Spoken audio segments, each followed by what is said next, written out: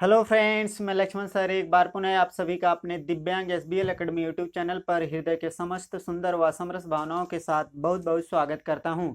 अगर आप first time मेरे चैनल पर विजिट कर रहे हैं तो आप लोगों से रिक्वेस्ट है कि चैनल को सब्सक्राइब कर लें और बेल आइकन बटन अवश्य प्रेस कर लें, जिससे हर वीडियो का नोटिफिकेशन शीघ्र आप तक पहुँचे और आप उसका लाभ उठा पाएँ।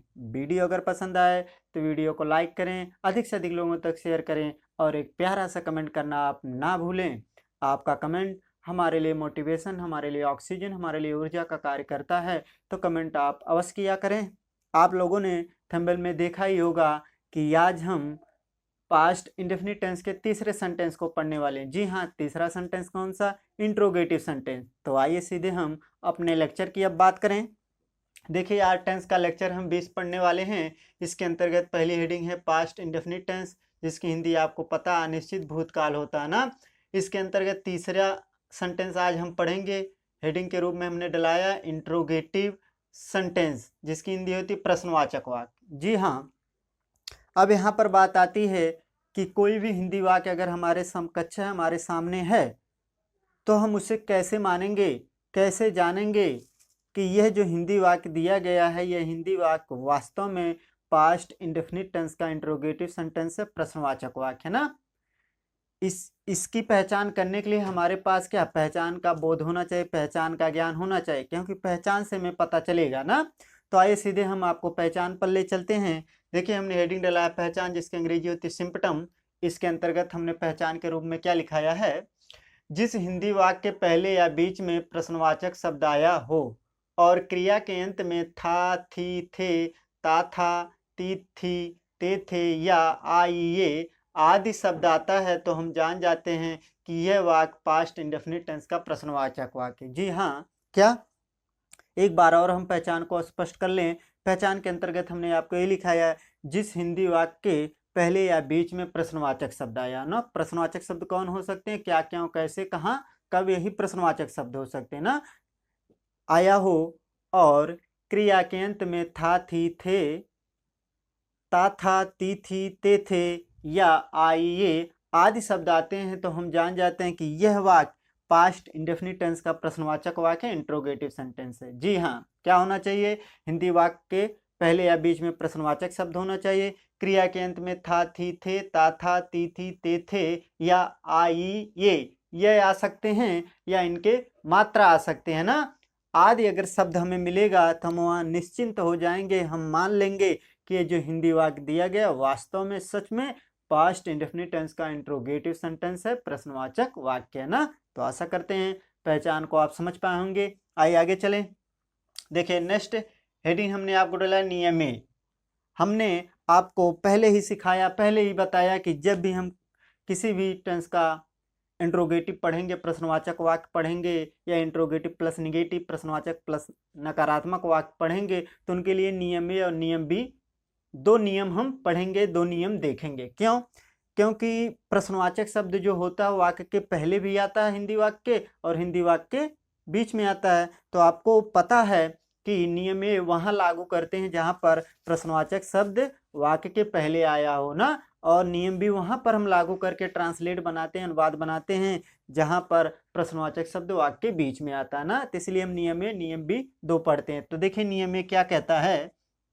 नियम ए का पहला पॉइंट यही कहता है, यदि प्रश्नवाचक शब्द वाक्य पहले आया हो तो सबसे पहले कर्ता एक वचन हो या बहुवचन, दोनों कर्ता के साथ डिड सहायक क्रिया का प्रयोग करते हैं। जी हाँ, हम देखेंगे अगर प्रश्नवाचक शब्द वाक्य पहले आ गया ना, तो वहाँ पर ट्रांसलेट बनाएंगे, जब हम अनुवाद बनाएंगे, तो सबसे पहले कर्ता एक वचन हो या बहुवचन। यहाँ कर्ता को पहचानने की जरूरत नहीं है कि कर्ता एक वचन या बहुवचन।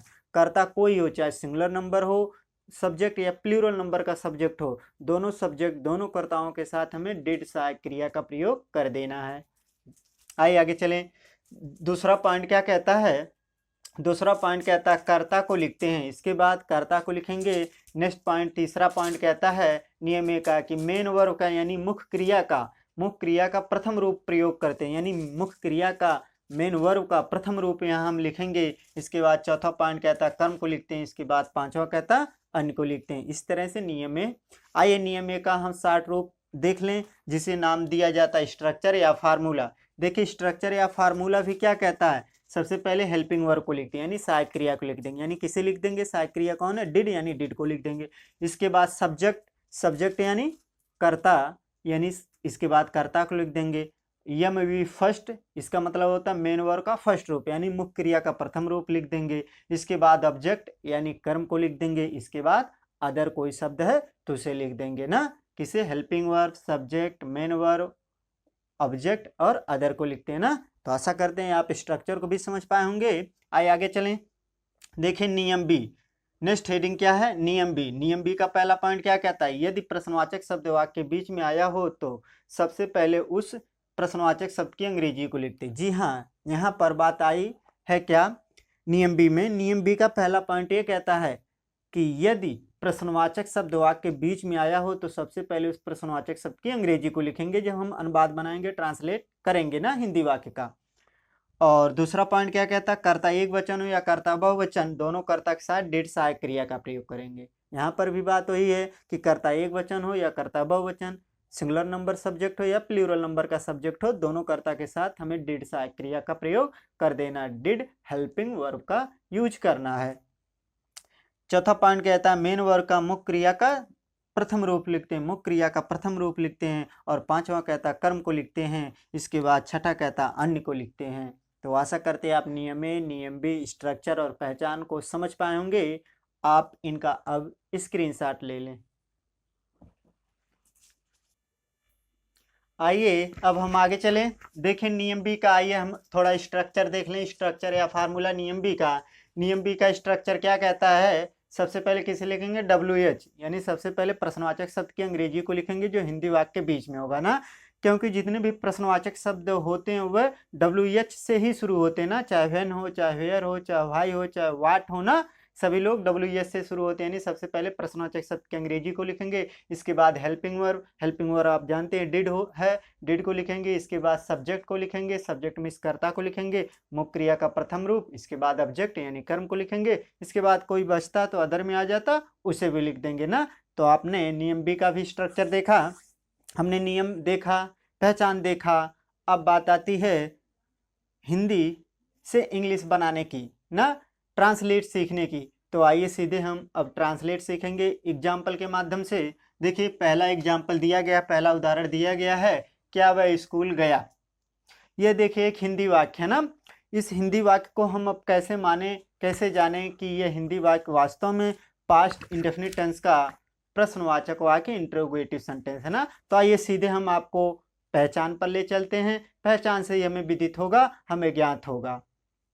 तो देखिए पहचान के अंतर्गत हमने आपको लिखाया जिस हिंदी वाक्य के पहले या बीच में प्रश्नवाचक शब्द आया हो और क्रिया के अंत में था, थी, थे, ता, था, ती, थी, ते, थे या आई, ये आदि शब्द आते हैं तो हम जान जाते हैं कि यह वाक्य पास्ट इंडेफिनिट टेंस का कौन सा वाक्य है, इंट्रोगेटिव सेंटेंस है, प्रश्नवाचक वाक्य है ना। तो देखिए इस हिंदी वाक्य के पहले क्या प्रश्नवाचक शब्द लगा है ना। और देखिए गया, गया एक क्या है, जाना एक क्या है, एक वर्ब, एक क्रिया है। और इसके अंत में देखिए आ का मात्रा आया है। और सबसे बड़ी पहचान प्रश्नवाचक चिन्ह भी वाक्य के अंत में लगा है। तो इससे हमें विदित हुआ, हमें पता चल गया कि यह हिंदी वाक्य जो दिया गया है, यह हिंदी वाक्य पास्ट इंडेफिनिट टेंस का कौन सा वाक्य है, प्रश्नवाचक वाक्य है। आइए अब इसका ट्रांसलेट कर डालें। ट्रांसलेट करने के लिए हम नियम पर जाएंगे और यहाँ पर देखेंगे कौन सा नियम लागू होगा, नियम ए या नियम बी। देखिए यहाँ पर नियम ए लागू होगा। क्यों लागू होगा, क्योंकि प्रश्नवाचक शब्द क्या जो है वाक्य के पहले है ना, वाक्य के पहले आया है तो नियम ए लागू होगा। तो नियम ए का पहला पॉइंट क्या कहता है, यही कहता है यदि प्रश्नवाचक शब्द वाक्य के पहले आया हो तो सबसे पहले कर्ता एक वचन हो या कर्ता बहुवचन, दोनों कर्ता के साथ किसका, डिड सहायक क्रिया का प्रयोग कर देते हैं। तो सीधे हम यहाँ किसे लिख देंगे, डिड को लिख देंगे। तो हमने डिड लिख दिया, ठीक, डिड लिख दिया। नियम ए का दूसरा पॉइंट क्या कहता है, नियम ए का दूसरा पॉइंट यह कहता है कि इसके बाद किसे लिखते हैं, कर्ता को लिखते हैं। कर्ता कौन, वह की अंग्रेजी क्या होती, ही, तो ही हमने लिख दिया। अब नियम ए का तीसरा पॉइंट क्या कहता है, यही कहता है कि मेन वर्ब मुख्य क्रिया का फर्स्ट रूप लिखते हैं ना, मुख्य क्रिया का फर्स्ट रूप। मुख्य क्रिया कौन है, जाना, जाना की अंग्रेजी क्या होती है, गो, तो गो को लिख देंगे। और जाने के लिए टू का प्रयोग करते हैं क्योंकि हम कहाँ जाएंगे, स्कूल जाएंगे, वह स्थान है तो टू का प्रयोग हो जाएगा यहाँ। जाने के साथ टू का प्रयोग होता, तो टू को हमने लिख दिया।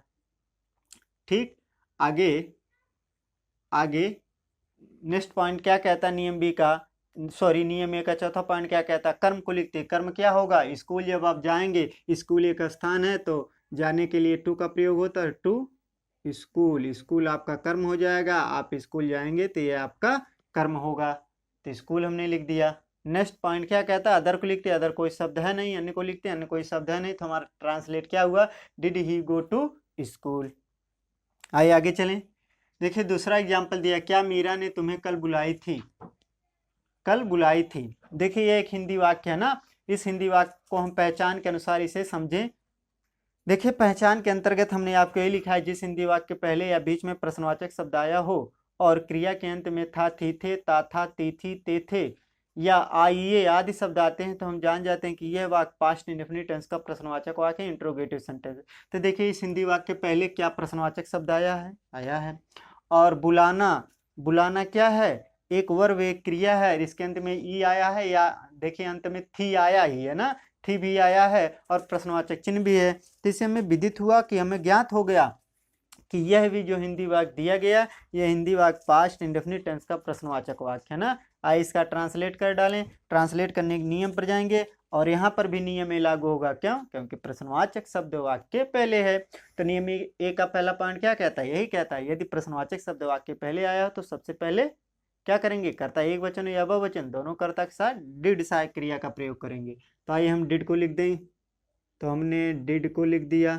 ठीक, अब दूसरा पॉइंट क्या कहता है नियम ए का, यही कहता है कर्ता को लिखते हैं। कर्ता कौन है, मीरा, तो मीरा को लिख दो, तो मीरा को लिख दिया हमने।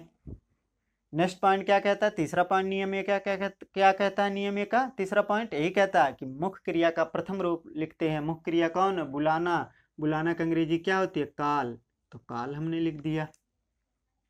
नेक्स्ट चौथा पॉइंट क्या कहता है, चौथा पॉइंट यही कहता है कि कर्म को लिखते हैं, कर्म को लिखते हैं ना।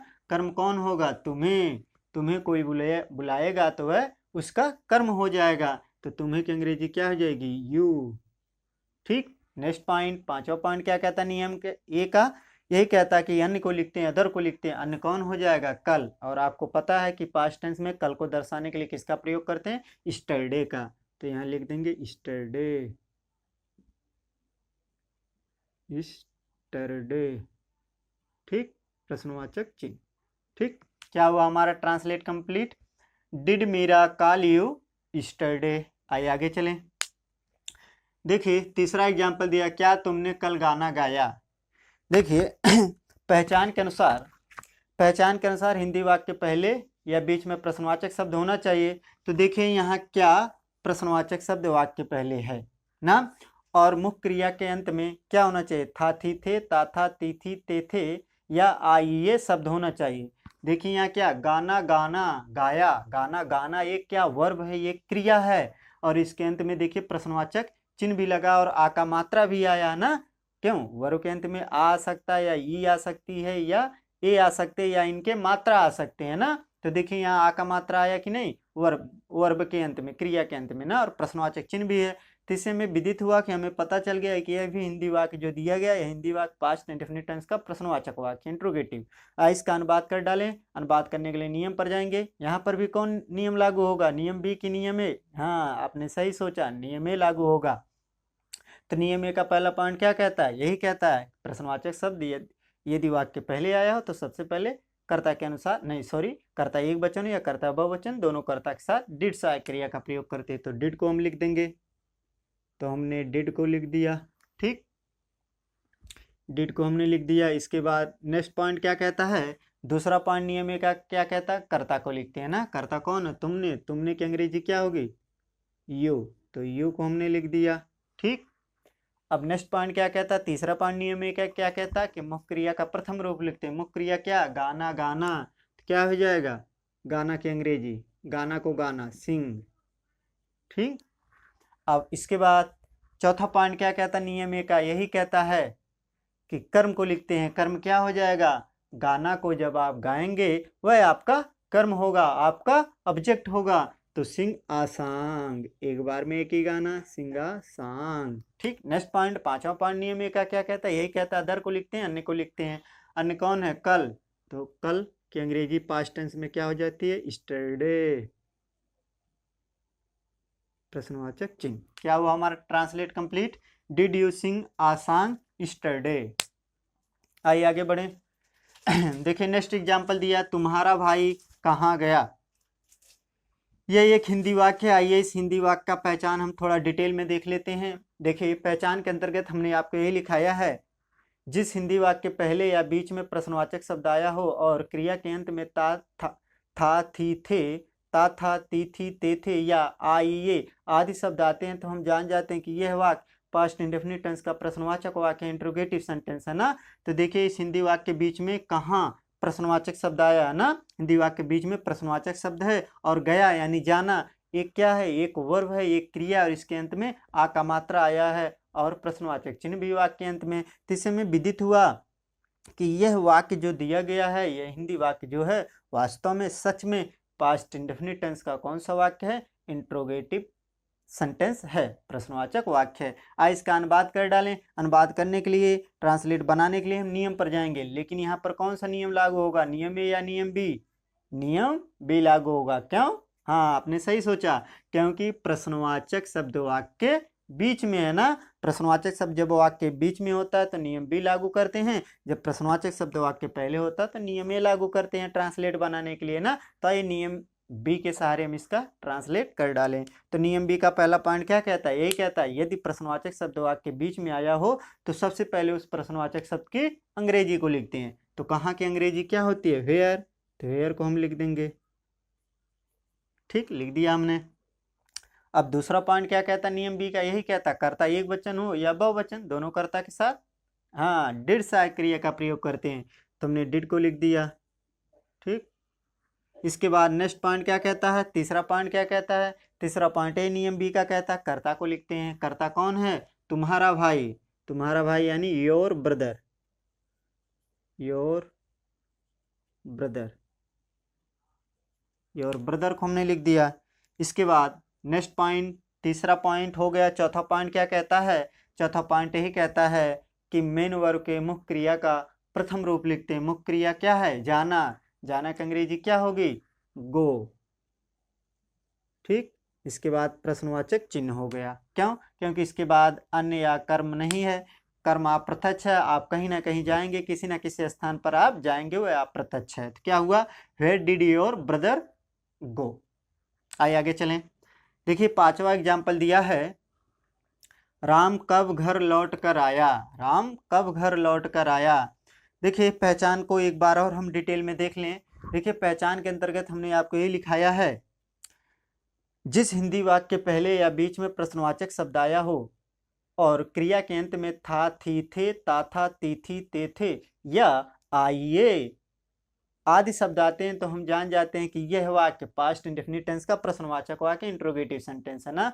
तो देखिए इस हिंदी वाक्य के बीच में कब क्या है, कब एक प्रश्नवाचक शब्द है ना, और आना, आना यानी लौट कर आना, लौट कर आना या आना एक क्या है, एक वर्ब है, एक क्रिया है ना, और इसके अंत में आ का मात्रा है यानी आ, और प्रश्नवाचक चिन्ह भी वाक्य अंत में। तो इसे में विदित हुआ, हमें ज्ञात हो गया कि यह भी हिंदी वाक्य पास्ट इंडेफिनिट टेंस का प्रश्नवाचक वाक्य है ना। आइए इसका ट्रांसलेट कर डालें, और ट्रांसलेट करने के लिए नियम पर जाएंगे। यहाँ पर कौन सा नियम लागू होगा, हाँ सही सोचा आपने, नियम बी ही लागू होगा। चलिए नियम बी को फॉलो करते हैं, हम इसका ट्रांसलेट कर डालें। और नियम बी का पहला पॉइंट क्या कहता है, यही कहता है करता है यदि प्रश्नवाचक शब्द वाक्य के बीच में हो तो सबसे पहले उस प्रश्नवाचक शब्द की अंग्रेजी को लिखते हैं। तो व्हेन की प्रश्नवाचक शब्द कौन है, व्हेन, व्हेन की अंग्रेजी क्या होगी, सॉरी कब की अंग्रेजी क्या होगी, व्हेन, तो व्हेन को हमने लिख दिया। ठीक, अब नेक्स्ट पॉइंट क्या कहता है, दूसरा पॉइंट नियम बी का क्या कहता है, यही कहता है कर्ता एक वचन या कर्ता बहुवचन, दोनों कर्ता के साथ हाँ डिड हेल्पिंग वर्ब का प्रयोग करते हैं, डिड सहायक क्रिया का ना, तो डिड को हमने लिख दिया। ठीक, इसके बाद नेक्स्ट पॉइंट क्या कहता है, नियम बी का तीसरा क्या कहता है, कर्ता को लिखते हैं। कर्ता कौन है, राम, तो राम को लिख देंगे।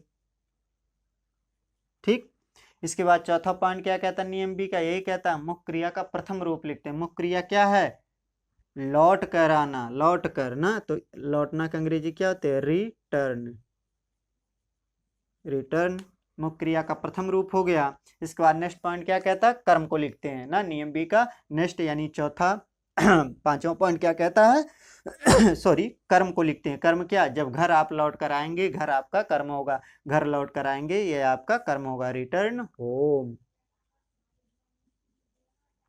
प्रश्नवाचक चिन्ह। क्या हुआ, translate complete, when did Ram return home. आइए आगे चलें। देखिए नेक्स्ट एग्जाम्पल दिया, उन्होंने चीते को कहाँ देखा। देखिए पहचान के अनुसार हिंदी वाक्य के पहले या बीच में प्रश्नवाचक शब्द होना चाहिए। तो देखिए इस हिंदी वाक्य के बीच में कहाँ क्या है, प्रश्नवाचक शब्द है ना, कहाँ प्रश्नवाचक शब्द है, और देखना एक वर्ब है, एक क्रिया है, और इसके अंत में आया है, आ का मात्रा आया और प्रश्नवाचक चिन्ह भी है तो इससे हमें पता चला, हमें विदित हुआ कि यह भी हिंदी वाक्य क्या है, पास्ट इंडेफिनिट टेंस का प्रश्नवाचक वाक्य है, इंट्रोगेटिव सेंटेंस। आइए इसका ट्रांसलेट कर डालें। ट्रांसलेट करने के लिए नियम पर जाएंगे। यहाँ पर कौन सा नियम लागू होगा, नियम बी। क्यों, क्योंकि प्रश्नवाचक शब्द कहाँ, वाक्य के बीच में। आइए नियम बी का जो स्ट्रक्चर उसके अनुसार हम देख लेते हैं एक बार। देखिए नियम बी का यही स्ट्रक्चर है ना। देखिए नियम बी का स्ट्रक्चर क्या कहता है, सबसे पहले WH को लिखते हैं, यानी प्रश्नवाचक शब्द की अंग्रेजी को लिखते हैं। प्रश्नवाचक शब्द कौन है, कहाँ, कहाँ की अंग्रेजी क्या होती है, वेयर, तो वेयर को हम लिख देंगे, तो हमने वेयर लिख दिया। अब दूसरा पॉइंट नेक्स्ट क्या कहता है, हेल्पिंग वर्ब को लिखते हैं, यानी सहायक क्रिया को। सहायक क्रिया आप जानते हैं क्या है, डिड, तो डिड को हम लिख देंगे, ठीक। इसके बाद नेक्स्ट के किसे जोड़ते हैं, सब्जेक्ट को लिखते हैं, यानी कर्ता को लिखते हैं। कर्ता कौन है, उन्होंने, उन्होंने की अंग्रेजी क्या होती है, दे, तो हमने दे को लिख दिया, ठीक। इसके बाद नेक्स्ट क्या कहता है, मेन वर्ब का फर्स्ट रूप लिखते हैं, मुख्य क्रिया का प्रथम रूप। मुख्य क्रिया कौन है, देखना, देखना की अंग्रेजी क्या है, होती है सी, तो हमने सी को लिख दिया। इसके बाद नेक्स्ट क्या कहता है, ऑब्जेक्ट को लिखते हैं, कर्म को लिखते हैं। कर्म कौन है, चीते को देखना, चीते को आप जब देखेंगे वह आपका कर्म हो जाएगा, तो क्या हो जाएगा, द टाइगर, द टाइगर प्रश्नवाचक चिन्ह। क्या हुआ, translate complete, where did they see the tiger. आइए आगे चलें। देखिए सातवां एग्जाम्पल दिया है, तुम मेरे साथ क्यों दौड़े, तुम मेरे साथ क्यों दौड़े। देखिए पहचान के अनुसार एक बार हम डिटेल में देख लेते हैं पहचान को। पहचान के अंतर्गत हमने आपको ये लिखाया, जिस हिंदी वाक्य के पहले या बीच में प्रश्नवाचक शब्द आया हो और क्रिया के अंत में ता, था, थी, थे, ता, था, ती, थी, ते, थे या आइए आदि शब्द आते हैं, तो हम जान जाते हैं कि यह वाक्य पास्ट इंडेफिनिट टेंस का इंट्रोगेटिव सेंटेंस है, प्रश्नवाचक वाक्य है ना। तो देखिए पहचान के अनुसार इसे हम देखेंगे। देखिए हिंदी वाक्य के बीच में क्यों प्रश्नवाचक शब्द आया है, और दौड़ना, भागना, कूदना, ये क्या है, एक वर्ब है, एक क्रिया है, और इसके अंत में देखिए ए का मात्रा आया ना, हमने बताया था आई ये आ सकती हैं, उनके मात्रा आ सकते हैं ना। तो देखिए ए का मात्रा आया और प्रश्नवाचक चिन्ह भी वाक्य के अंत में। तो इससे हमें विदित हुआ कि हमें पता चला कि ये जो हिंदी वाक्य दिया गया है, ये हिंदी वाक्य वास्तव में पास्ट इंडेफिनिट टेंस का प्रश्नवाचक वाक्य है, इंट्रोगेटिव सेंटेंस है ना। अब बात आती है इसका ट्रांसलेट करने की, तो आइए इसका ट्रांसलेट कर डालें। लेकिन यहाँ पर कौन सा नियम लागू होगा, यहाँ पर नियम भी लागू होगा। क्यों, क्योंकि प्रश्नवाचक शब्द वाक्य के बीच में है, क्यों ना। तो नियम बी का पहला पॉइंट क्या कहता है, यही कहता है यदि प्रश्नवाचक शब्द वाक्य के बीच में आया हो तो सबसे पहले उस प्रश्नवाचक शब्द की अंग्रेजी को लिखते हैं। चलिए, क्योंकि अंग्रेजी क्या होगी, वेयर होगी, नहीं वाई होगी, वाई लिख देंगे हम, ठीक। दूसरा पॉइंट नियम बी का क्या कहता है, कर्ता एक वचन हो या कर्ता बहुवचन, दोनों कर्ता के साथ डिड सहायक क्रिया का प्रयोग करते, तो डिड को हम लिख देंगे, तो हमने डिड को लिख दिया, ठीक। इसके बाद नेक्स्ट पॉइंट, तीसरा पॉइंट क्या कहता है नियम बी का, यही कहता है कर्ता को लिखते हैं। कर्ता कौन है, तुम की अंग्रेजी क्या होती है, यू, तो यू को हमने लिख दिया, ठीक। इसके बाद चौथा पॉइंट क्या कहता है, चौथा पॉइंट नियम बी का कहता है कि मुख्य क्रिया का प्रथम रूप लिखते हैं। मुख्य क्रिया क्या है, दौड़ना, दौड़ना की अंग्रेजी क्या होती है, रन, तो रन को लिख देंगे हम, ठीक। इसके बाद पांचवा पॉइंट नियम बी का क्या कहता है, यही कहता है कर्म को लिखते हैं। कर्म कौन होगा, मेरे साथ आप दौड़ेंगे तो आपका कर्म होगा, ठीक। तो क्या हो जाएगा, विथ मी,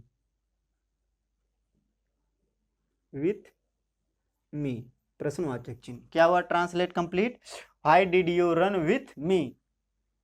आइए आगे चलें। देखिए नेक्स्ट एग्जांपल दिया, तुम्हारे भाई ने क्या यह प्रश्न हल किया, तुम्हारे भाई ने क्या यह प्रश्न हल किया। देखिए पहचान के अनुसार हिंदी वाक्य पहले या बीच में प्रश्नवाचक शब्द होना चाहिए। और वह प्रश्नवाचक शब्द कौन हो सकते हैं, क्या, क्यों, कैसे, कहाँ, कब, यही प्रश्नवाचक शब्द आ सकते हैं ना। तो देखिए इस हिंदी वाक्य के बीच में क्या प्रश्नवाचक शब्द आया है। और क्रिया के अंत में यानी मुख्य क्रिया के अंत में यानी वर्ब के अंत में क्या होना चाहिए, था, थी, थे होना चाहिए। इनमें से कोई एक, या ता, था, ती, थी, ते, थे, या आई, ये हो सकते हैं, या इनके मात्रा हो सकते हैं ना, ये होने चाहिए। तो हम जान जाएंगे, हम मान लेंगे कि ये जो हिंदी वाक्य दिया गया, ये हिंदी वाक्य कौन सा है, पास्ट इंडेफिनिट टेंस का इंट्रोगेटिव सेंटेंस है, प्रश्नवाचक वाक्य। तो देखिए हल करना क्या है, हल करना, हल करना एक वर्ब है, एक क्रिया है, इसके अंत में आ का मात्रा है, प्रश्नवाचक चिन्ह भी है। तो यह भी हिंदी वाक्य वास्तव में पास्ट इंडेफिनिट टेंस का कौन सा वाक्य होगा, इंट्रोगेटिव सेंटेंस होगा ना, प्रश्नवाचक वाक्य होगा ना। आइए पहचान हो गई, अब इसका हम अनुवाद कर डालें। अनुवाद करने के लिए नियम पर जाएंगे और यहाँ पर भी नियम भी लागू होगा। क्यों लागू होगा, क्योंकि प्रश्नवाचक शब्द वाक्य के बीच में, कौन, क्या। चलिए नियम बी का पहला पॉइंट क्या कहता है, यही कहता है यदि प्रश्नवाचक शब्द वाक्य के बीच में हो तो सबसे पहले उस प्रश्नवाचक शब्द की अंग्रेजी को लिखते हैं। चलिए इसकी अंग्रेजी क्या होगी, क्या की अंग्रेजी, क्या की अंग्रेजी होती है वाट, तो वाट हमने लिख दिया। ठीक, अब दूसरा पॉइंट क्या कहता है नियम बी का, यही कहता है कर्ता एक वचन या कर्ता बहुवचन दोनों कर्ता के साथ डिड सहायक क्रिया का प्रयोग। चलिए डिड को लिख दें। ठीक, डिड को हमने लिख दिया। इसके बाद तीसरा पॉइंट क्या कहता नियम बी का, यही कहता कर्ता को लिखते हैं। कर्ता कौन है, तुम्हारा भाई, क्या हो जाएगा, your brother, your brother, your brother. ठीक, इसके बाद तीसरा पॉइंट हो गया। चौथा पॉइंट क्या कहता है नियम बी का, यही कहता है कि मुख्य क्रिया का प्रथम रूप लिखते हैं। मुख्य क्रिया क्या है, हल करना, हल करना। तो हल करना का अंग्रेजी क्या होती है, सॉल्व। तो सॉल्व को हमने लिख दिया। इसके बाद पांचवा पॉइंट क्या कहता है नियम बी का, यही कहता है कर्म को लिखते हैं। कर्म कौन होगा, यह प्रश्न, यह प्रश्न जब आप हल करेंगे वह आपका कर्म हो जाएगा।